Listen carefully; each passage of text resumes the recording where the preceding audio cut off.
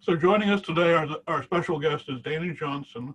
He is the manager of the Metropolitan North Georgia Water Planning District, which is staffed and housed by the Atlanta Regional Commission, or just staffed right now, not housed. I had an opportunity to work for Danny last fall as an intern, working on a statewide survey of biosolids management practices, which Commissioner Echols, I believe you've touched on this yourself, but it's been a personal interest of mine, and I caught up with Danny recently, and I was happy to hear that a lot of progress has been made in the last year. So with that, take it away, Danny, and you can screen share if you need to. Yeah. Thanks, Julian. Great to be with you guys. Julian's been telling me how great this group is, and I love think tank groups that you can just really spend some time thinking. That's where more work gets done. We need this more often and across every part of our work day. I mean, we should always have like an hour where everybody just gets together and dumps ideas. So this is great. Thank you for having me. As Julian said, I work at the Atlanta Regional Commission, which houses the Metropolitan North Georgia Water Planning District staff. So I'm an ARC employee, but I manage the Metro Water District's work. I'm going to touch on little brief overview on what the Metro Water District is, so you know a little bit about me and what I do, and then talk a little bit about some changes that have happened in the biosolids world. Maybe you guys have already talked about it. Commissioner Echols, it sounds like you may have broached this subject before, which is great. But there's a really neat project that the city of Atlanta is trying to coordinate with the local the center counties of the metro area on some really sustainable practices for managing biosolids and other wastes as well. So I want to touch on that just a little bit. It's not finalized, but I'll show you what I can at this point and answer any questions y'all have. And really, this is casual. Julian tells me, so just jump in and ask questions anytime. Okay, so I want to share my screen. Let's see if I can get this working. All right. Share. And I'm going to run the slideshow. Sorry, I'm obviously working at home, and I've got contractors installing a fence today, and it should be done within the next hour. So this timing is really interesting. We'll see if I can get through before they get through. Okay, tell me y'all can see that. You can see it. All right, it looks like it cuts off the edges a little bit. Do y'all see that on your side? Okay, so a little background. The Metropolitan North Georgia Water Planning District was a state entity that was created by the Georgia legislature back in 2001. And it was set up to address challenges related to the population growth in Metro Atlanta and the relationship it has with its water resources, knowing that we sit at the headwaters of many of the state's major river watersheds, and there's not a significant supply of water for a city of our size. And we don't have major river systems that can carry the pollutant loads like many of the other major cities do across the world. So we've got some challenges to deal with because our water supplies are a little more limited and less available to handle our pollution load that we create. So legislature recognized that, as did a number of the business interests of Metro Atlanta. You had the Metro Chamber coming together with folks like Georgia Power and some of the other leaders of the metro area. And they said that, for us to grow sustainably, we've got to all be on the same page, working from the same script. Because otherwise we had 100+ jurisdictions doing everything that they wanted to locally, and no one was really, rowing at the same time. So here's a little map of kind of the way it was before any of us were here. You just had the river watersheds. And so you see the Chattahoochee River runs through the middle of this graphic. And then you see the Coosa River is on the northwest side. And then you got Oconee, Ocmulgee River, and Flint River Basin. All of these watersheds are kind of like right where we sit. And this shows the urbanized area of Metro Atlanta. And you can see how we just, plopped ourselves right down across the ridge lines of all these different watersheds and didn't really locate ourselves on like a robust water supply.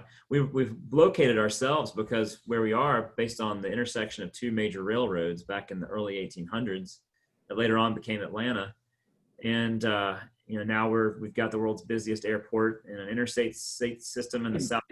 Danny, can I ask a quick question on this? Does everything run downhill to the river? So all the basins are going down toward the river, generally speaking. Is that true? Yes. So if you're at the edge of where any of these colors where they intersect, that's like at the top of the ridgeline. And so water that falls along the edges of these regions would fall towards the middle of that color. And I'll show you in just a second, you'll see a little bit clearer. That's a good point. I should probably put the actual river down the middle, and that'll make it a little bit more obvious. So essentially, the reason I'm asking about this is that we're talking about a renewable natural gas anaerobic digester that we might maybe do as a pilot project in 2022 with Atlanta Natural Gas with some chicken litter. And and I know nothing, about river basins. That's why I'm so glad to be talking to you, because it's helping me kind of think through this. One of the things that we were talking about on this is that since we have 4,000 chicken houses above I-20, and I mean, is it logical to think that chicken waste and the runoff of chicken waste could be running down into water and then flowing out into the ocean? 100%. It's more of a concern for us for what flows into Lake Lanier and Lake Allatoona. Oh, I see. So all of that stuff in North Georgia, those chicken houses are flowing in there. Absolutely. And it's more about what has been land applied and the legacy that's of the phosphorus and nitrogen that's left in the soil for the decades and decades of land application of that chicken waste, and the new stuff that may get distributed over their land. That legacy and what's there now contributes. We don't know the exact piece of the pie, but EPD will tell you, they'll tell you what their model says. But that contribution adds to that phosphorus load in Lake Lanier. And we are violating, these last few years, we've exceeded the water quality limits for phosphorus in Lake Lanier. So it's possible that if we funded an anaerobic digester in Hall or Habersham County and created a viable financial model for chicken litter to be hauled there and turned into natural gas instead of being spread on fields, that it could actually improve the water quality in Lake Lanier. Now you're talking to something that would be very interesting, because that is like a guaranteed disposal location that wastewater operators above Lake Lanier are looking to a concept called permit trading, nutrient trading, where you say, if you let me discharge 100 pounds a day of phosphorus into the lake, I'll go find 100 pounds of phosphorus and get it out of the watershed, so I have a net zero contribution. If you did that, you are causing a net decrease in the overall production and application in the watershed. It's a positive thing, and somebody would found value in that. So is it possible that we could use those credits to possibly help offset the cost of this? I mean, are they, can you monetize them?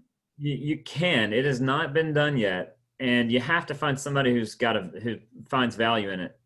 I tell you, the first person that would find value in it would be somebody like Gwinnett County, who, they already have a very advanced wastewater treatment plant, and they'd like to expand their permit capacity in the future. They would like to know what's on the table to allow them to expand that permit capacity for nutrients. And to do that, they can either increase their treatment level, which is going to cost them money, or they could offset it with nutrient trading credits. So you speak in that that interest. That has not been done, and there is, to my knowledge, no one is like ready to go buy credits. So it's a long way down the years, but it's worth a conversation.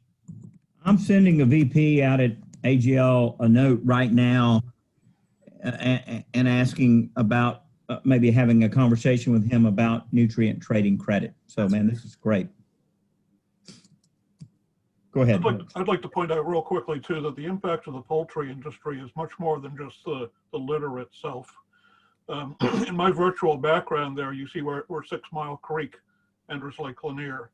About 1 mile upstream is a massive protein rendering plant. And they have an enormous land application system, and their fields look awfully green. And they're right at the headwaters of 6 Mile Creek. Yes.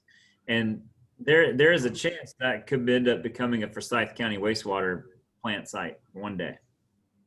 But that has to be negotiated with them one day. But that's a prime place for them to consider adding, buying and taking over as a municipal wastewater plant site too, which would take care of that problem.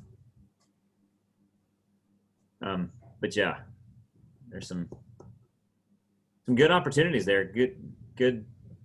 Let's keep that conversation going. And let's put the digester in Forsyth County. Yeah. Sorry for the interruptions, Danny. So back to you. Hey, this is perfect conversation. Get more out of that conversation right there than y'all might out of this whole presentation. So, okay, so I just dropped on the counties, the 15 counties that make up the Metro Water District. And again, the dark gray is the area that's the urbanized, so it's where all the homes are built, all the density is. And it's overlapping all of those river basins. So the county, what you see there is that the county boundaries, the people who manage the water distribution systems and the sewer collection systems, they're not necessarily built for everything to flow downhill or to pump downhill to the community. You have to pump over ridge lines, and you have to collect water down on a downhill and then pump it back over to the wastewater plant. It's very complicated infrastructure. It takes a lot of energy to pump up and down these ridge lines and up and over these ridge lines. So Gwinnett County itself has over 215 wastewater pump stations because there's so many uphills and downhills across the region trying to get wastewater to one or two places. Okay, so how are those pump stations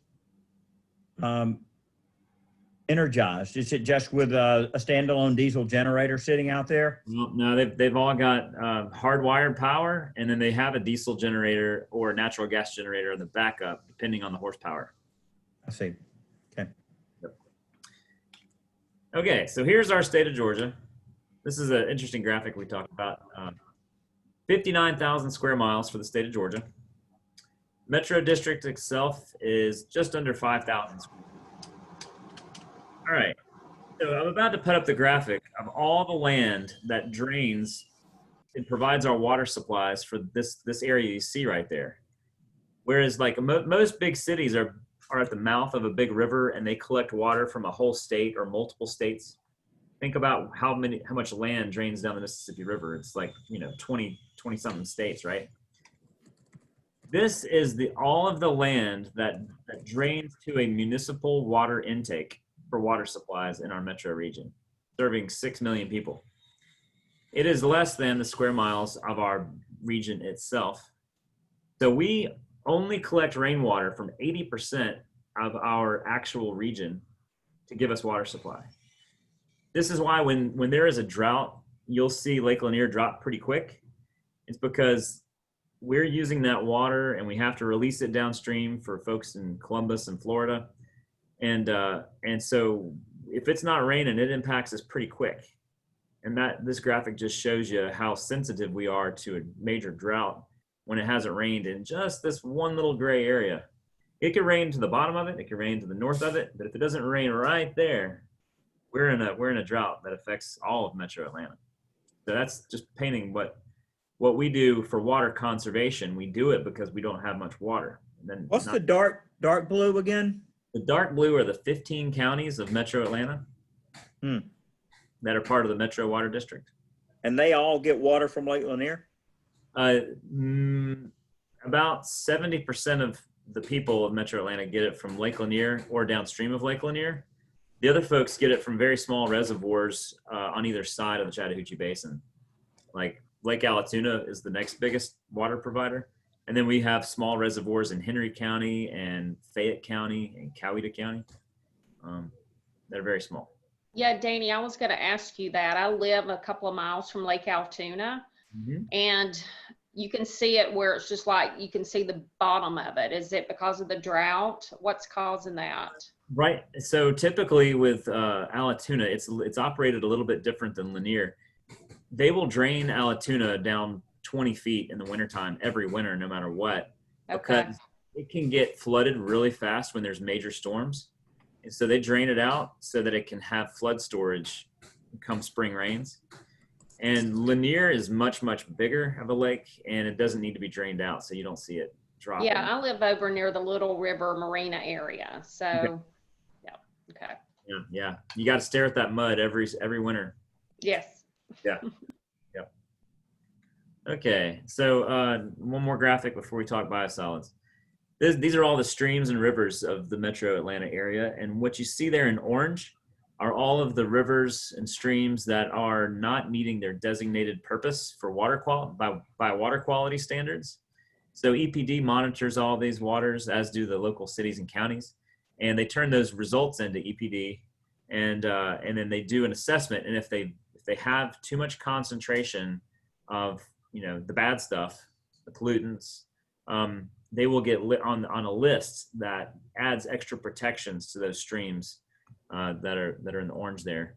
So it's quite extensive, and there's lots of work to be done with stormwater management and monitoring and best management practices that can be applied to help these streams out in the future. So extra protection, I mean, is that like just, putting a logo on a storm drain saying this leads to the river, or is it something more substantial? Yeah. So it's as simple sometimes as monitoring it more, continue to track the trends. But then there's requirements for the permits for construction in these areas. If you're upstream of these areas and you're going to get a construction permit for disturbance over an acre, you have to add like an extra few erosion control measures on your site to keep runoff from getting out of your construction site. Because you go see a construction site, you'll see silt fence along the edge, and you'll see some other things like them throwing out hay everywhere on the bare ground. That keeps that soil on the site. And you have to do that regardless across the whole state. But if you're in one of these areas that's impacted by water quality, the permit says your construction site has to have a few extra best management practices to control erosion. That's really where it hits the road. Okay, any questions about the basic water management issues of the day in Metro Atlanta? That was my short spiel. Okay, let's talk about wastewater biosolids. Moving to sustainable solutions, maybe? So wastewater biosolids are the solids that get filtered out or screened out or filtered out, whatever you want to call it, from the wastewater plant. And so most homes in Metro Atlanta there is a number of homes that have septic tanks, and that's the water goes through your sinks and through your showers, through your toilets, and it ends up in a septic tank if you're on a septic tank. There's about 500,000 homes on septic tanks.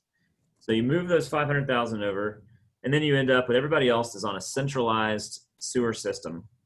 So you flush your toilet, that water goes down the drain, it goes down a manhole and some pipes that get bigger and bigger and bigger. They collect everybody else's waste.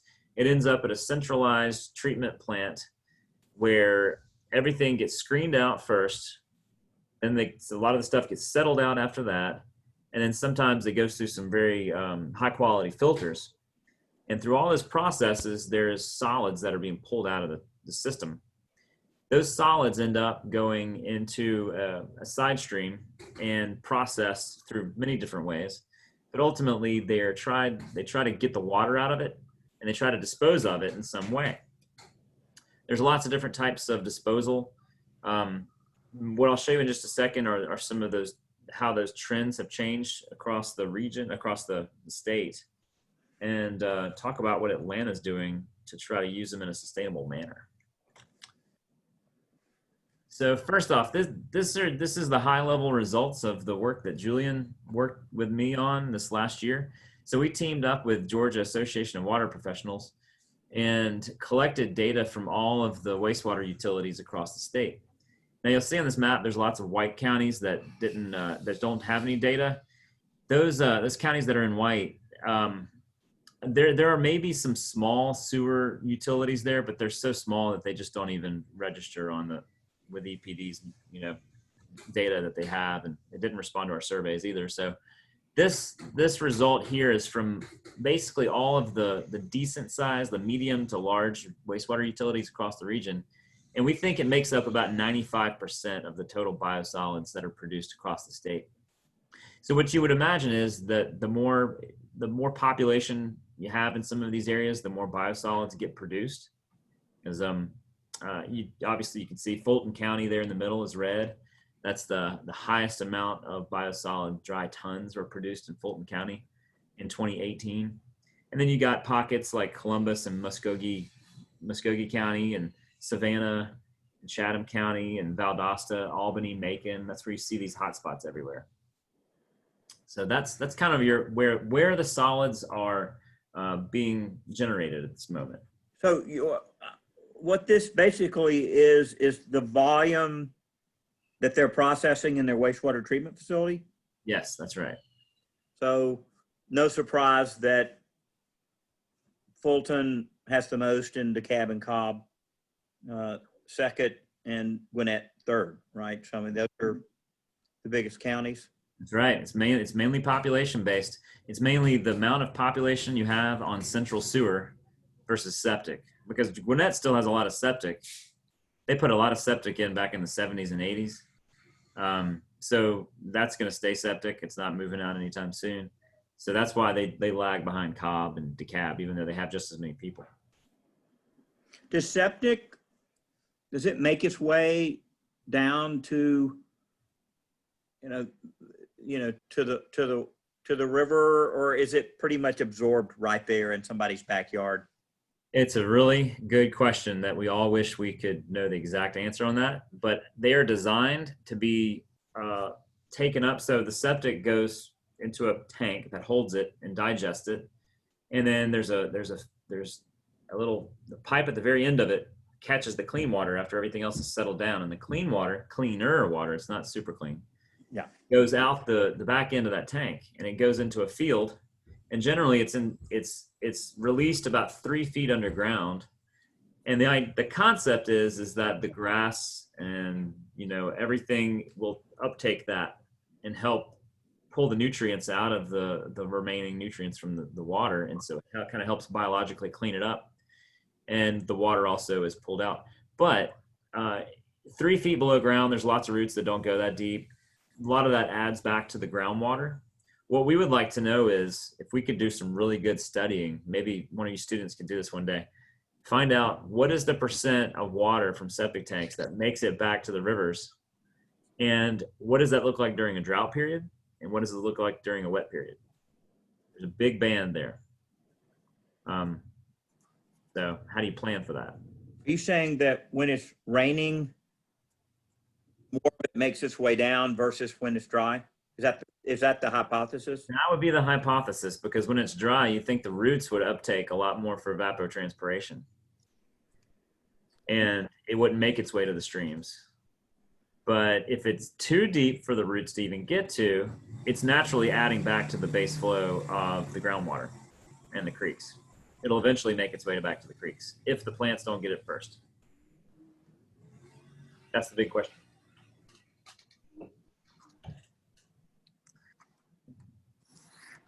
Okay, any more questions on biosolids generation? Just a quick note to that is that if we were sitting over a major aquifer, then that would provide somewhere for the water to drain to, but we're not. That's correct. Yeah, Our issues is we don't have natural aquifers in North Georgia. Yeah, everybody's heard of Stone Mountain or been there or been to, Rockdale County and been to, what's the nice park out there? Panola. The horse park, the Olympic horse park.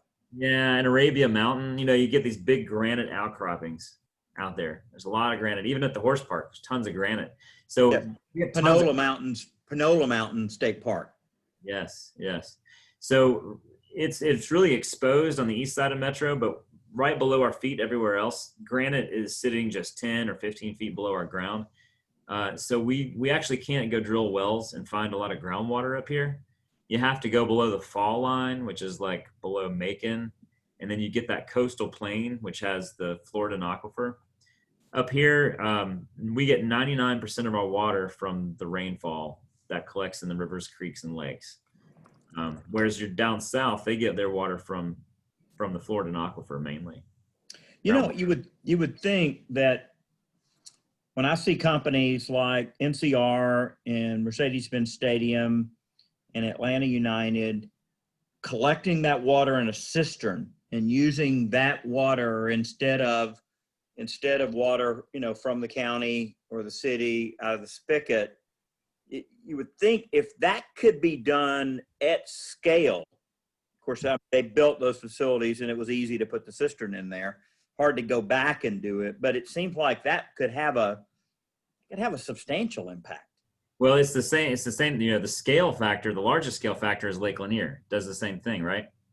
Put a big wide spot and catch as much rain as you possibly can. Hold it for tomorrow. That's the idea. Now, the great thing about Mercedes-Benz and those places is that they had a huge one, big scale. They can use that water when they need to. But I think our biggest threat to our water supplies is a multi-year drought. And if we got into a 3+ year drought, 4-year drought, those cisterns go empty, in a number of months. And so they don't really do much for you at that point. So it's good on a, normal conditions, good, wise use of water and energy. Precisely, there's so much energy used to move water around these counties. The best use of those cisterns is the eliminating the long trip of the water from the river to the treatment plant, through the process, all that energy that gets processed to get it to you, and then pumping it 15 miles to your house or to your stadium. That's a lot of energy. So that's the benefit of having cisterns, is probably more so on the carbon footprint of the whole thing. And I guess that's why GIFA is giving very cheap loans for wastewater treatment plants that will put solar out there to keep from using the electricity. Yeah. Yeah, they've got some initiatives to try to focus on energy conservation, and that's great. I don't know what the why, like what is it from the federal government that gives them the state revolving funds and gives them an initiative to do that? Or is it something that the board has prioritized? No, I think it's a state of Georgia thing. Jamie, you can correct me if I'm wrong, but I believe it's something that our state decided to do in order to, enhance our infrastructure and resources. Okay. All right, let's look at some of the trends. Now, this is where the biosolids are ending up. So you treat them, you filter them, they end up in a big pile on your site. And then what do you do with them? There has been multiple surveys conducted over the last 30 years. And it shows a pretty good trend here that's very obvious. Landfilling has been the cheapest alternative for disposal for the last 30 years of any other option. And you can see how it has grown over these last 30 years. So it started off as, 37% of the pie of the generated solids. And it's gotten up to about, double that since then. And that's because landfills have traditionally charged about $35 a ton to take that from these utilities. And so there may be valuable product there that could be composted or incinerated, or, find some, land applied for, for fertilizer. But all of those things, they all take money to generate and to coordinate. At the end of the day, utilities have followed the economics. They've gone to the lowest disposal cost option, and that has been landfilling. So in 2018, that hasn't changed much. Now, don't pay too much attention to the total volume of solids across the bottom. There were the studies were done and had different numbers of folks responding to those studies. So it's not like we've had a decrease in total generated biosolids. We just didn't have the same folks responding to the survey back in 2006. You know, I guess it's, you know, to make these orphan technologies, I'll call them, work, there has to be a value proposition, right? It has to be better than the landfill price, right? So there has to be some, you know, either way to sell it as compost, you know, including the trucking of it, or, you know, to burn it in some kind of boiler, you know, for energy at a high enough PPA that it makes financial sense. And that's something our commission has, you know, we've been engaged with doing this with biomass, not biosolids necessarily. I guess, I don't know, Jamie, biosolids, that it's not derived from a tree, so that doesn't really fit the state definition for biomass, does it? Doesn't. So It doesn't. yeah, but I am very interested in this because it is, as you said, Danny, it represents an energy source, and I don't know what the BTU characteristic of biosolids is. Well, I got some info. I'll share with you in just a second. The Atlanta concept brings this all together. So Oh, great. Be quite interesting. So real quickly, there was a major market disruption with landfill disposal for biosolids back in 2008. There had been repeated failures at some of these landfills where the slope was starting to fail and it separated. And there was actually a Pennsylvania landfill in 2017 that killed an operator because the slope fell and the man either somehow fell in or was crushed or something. So this has kind of happened not just in Georgia, but in other places too. And the challenge, what's been happening is that the landfills have loved the income from these wastewater facilities that send their biosolids to their landfills. It's regular, it's guaranteed. They have trucks moving all day long.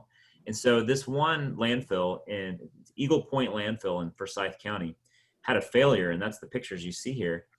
The failure, they were bringing in solids from the city of Atlanta, Cobb County, Gwinnett County, and several other counties around the state.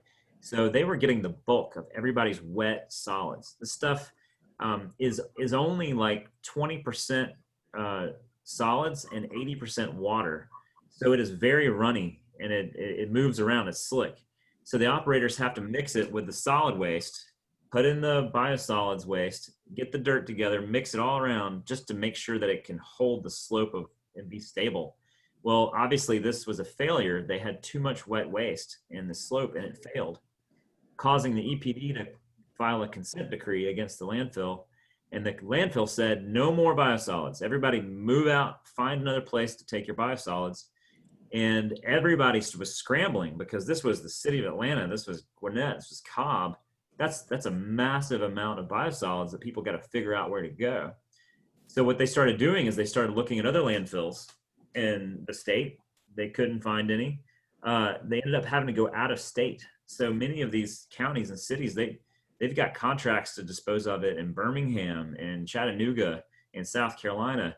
And they're hauling it all the way out of the state just to get rid of it at the cheapest price, which is now 2 to 3 times more than they were paying before. So it's gone up to anywhere from $90 a ton to $120 a ton in some instances. And it used to be $35 a ton. So it's been a huge market disruption and caused a lot of people to try to figure out, what do we do next?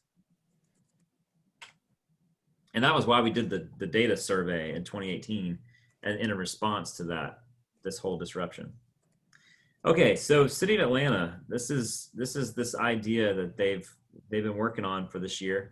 They're working on a roadmap to a zero waste facility that would take biosolids, regional fats, oils, and grease from grease haulers, and high strength waste from industrial products.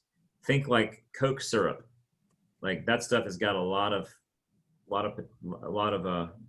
potential in it. I don't know what you call it, energy potential or um, and then they're also looking at food waste, collecting a significant amount of food waste from major partners around the region.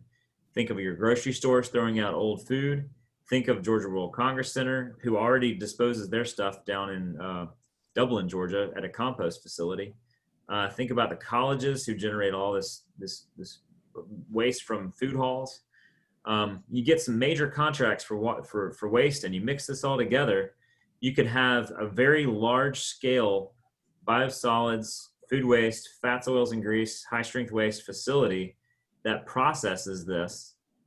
And right now, the best technology that Atlanta is looking at is a concept called thermal hydrolysis, which is essentially a pressure cooker. You stick all this nasty stuff, you crank up the pressure, you crank up the temperature, and you disrupt, all the biological stuff that's going on there. And then when you put it into an anaerobic digester, the process for digesting all of that waste is incredibly more efficient because it just came out of this pressure cooker. I don't know all the biology and chemistry behind it all. I just know what they tell me, and I'm just sharing this with you, that thermal hydrolysis, putting it into a digester, an anaerobic digester, is incredibly more efficient, and it creates, there's an off-gassing that it creates that can be turned back into power. And so it generates its own electricity and biogas too that could be returned to natural gas heating system for the thermal hydrolysis system. So there's lots of good opportunities here to capture the energy. All right, so then you got the waste product that comes out of the anaerobic digester has been decreased way more than it would have otherwise been. You take that and you put it into a composting distribution system or composting processing central facility. You mix with it yard waste, all the green waste, all the bio waste that you were talking about.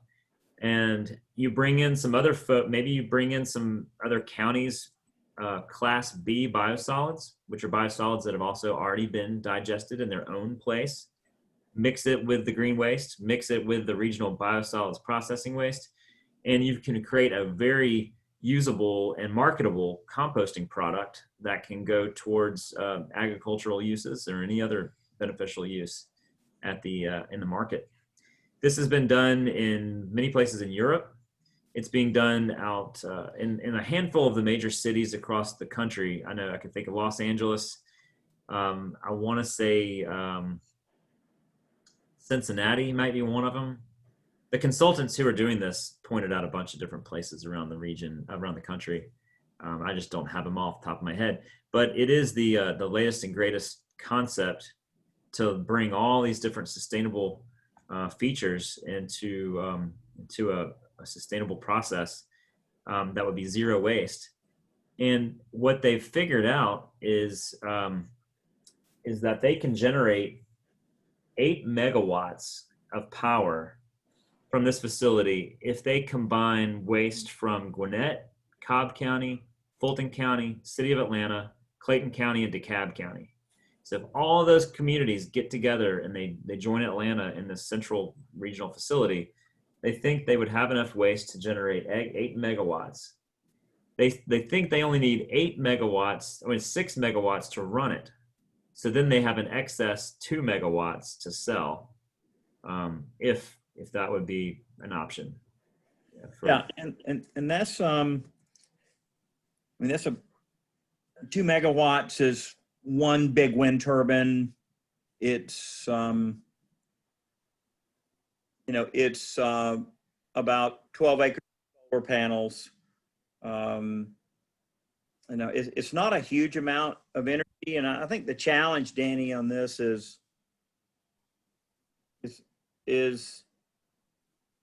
standing up a facility like this, and getting an off taker for all these things, right? So you got the biogas that's very valuable if it's cleaned. I mean, you still got to clean it coming out of that to make it pipeline quality.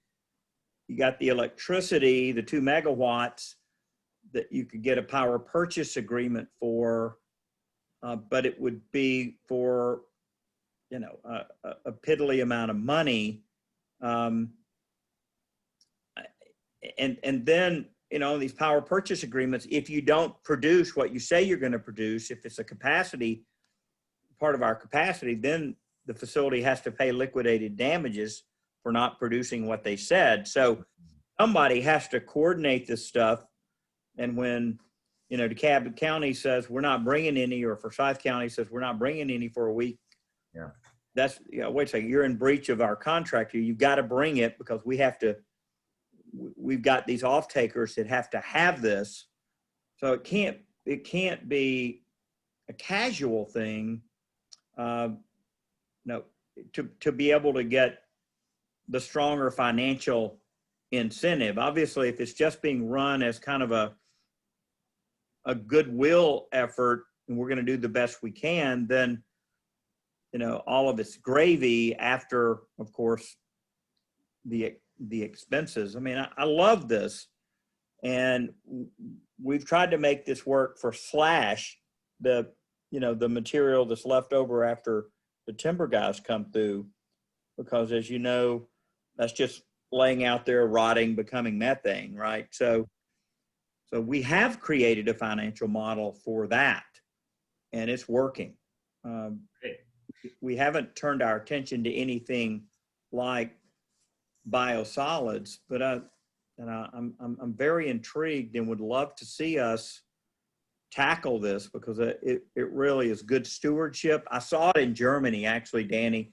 The Germans are doing this, but they're paying a lot of euro cents per megawatt, you know, for this stuff.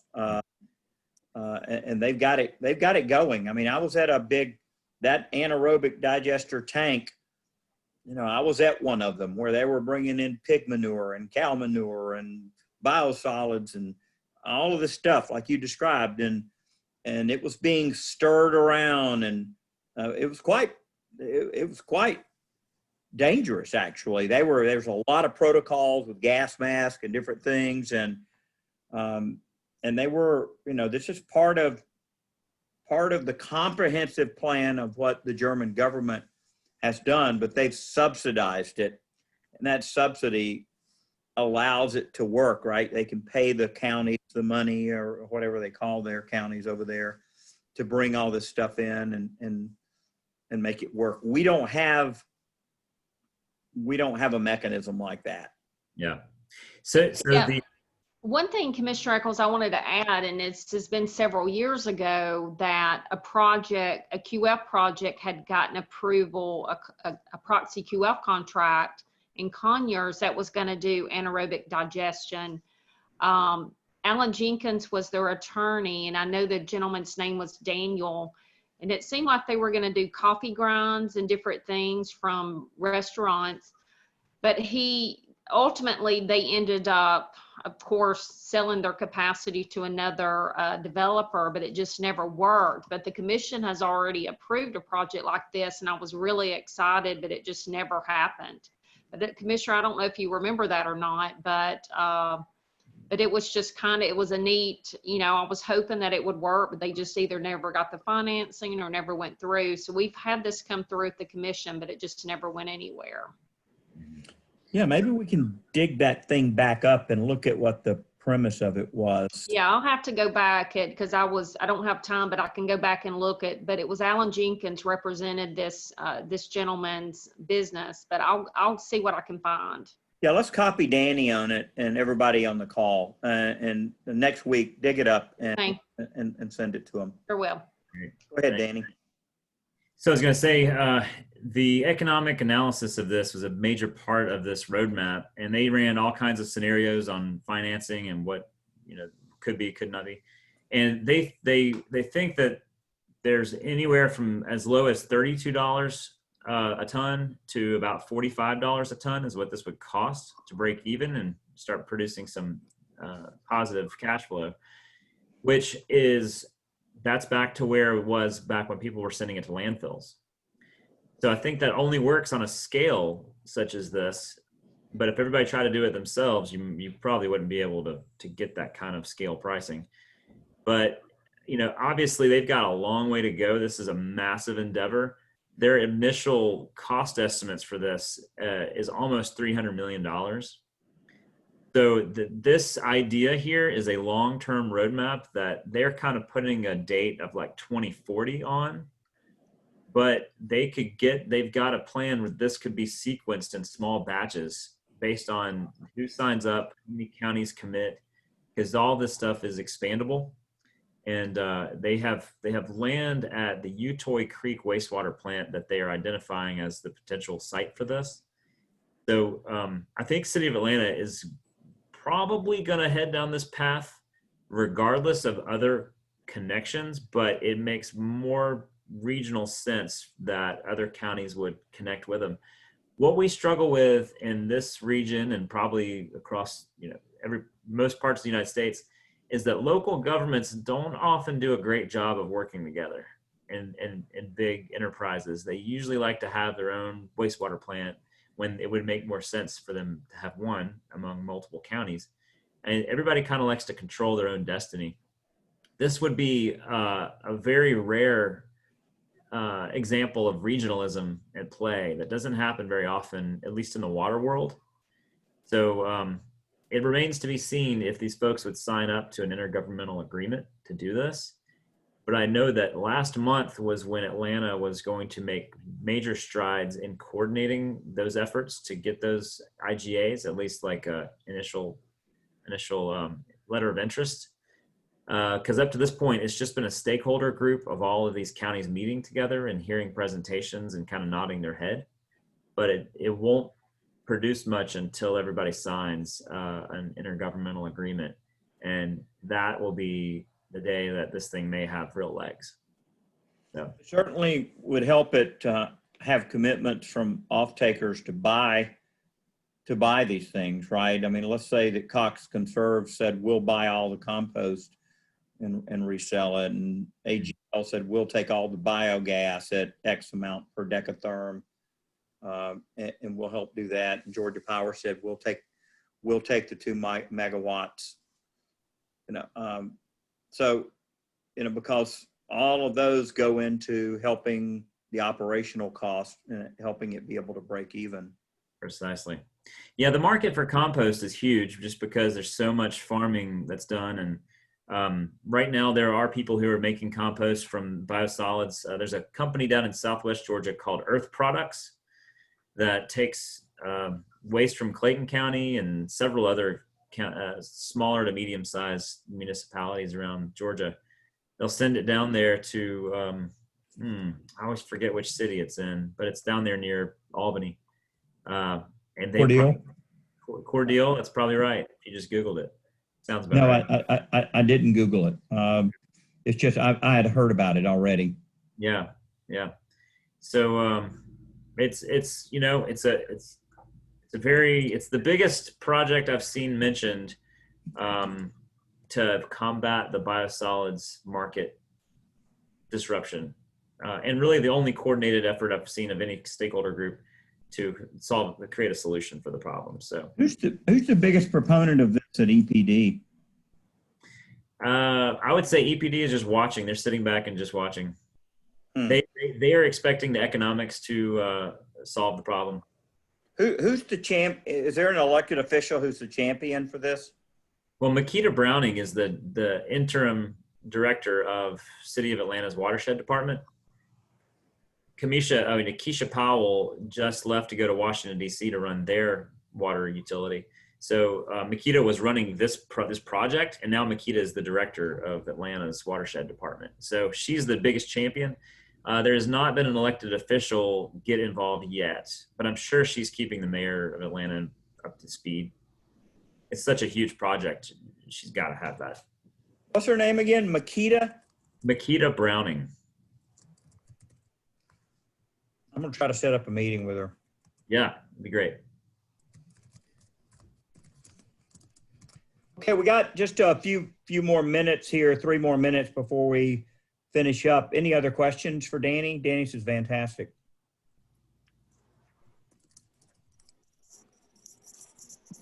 Okay, I have a question.